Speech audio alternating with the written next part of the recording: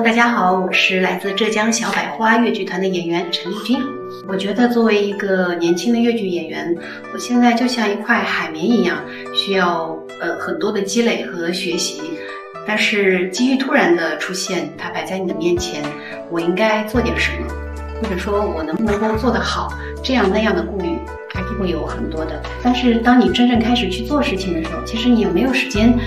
去顾虑什么了，而是去想着要把这件事情去做好。首先真的非常感谢大家对我们的喜爱和支持，我是非常幸运的走进了大家的视野，但是我也知道大家对于我们的喜爱是因为传统文化的陶冶在我们身上留下了痕迹。我相信在传统文化的魅力之下，在我们大家的共同努力之下，流量会变成流量。天上掉下个林妹妹，是一朵青云刚侧身。首先能够和这么多老师们一起同台演出，对我而言是一个很好的学习的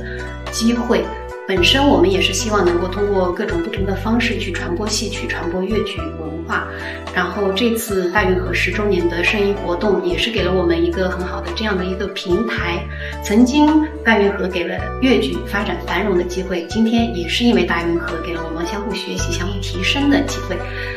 所以我们都非常的感谢大运河，有了这样的源头活水，我相信我们戏曲一定能够更加的繁荣，生生不息。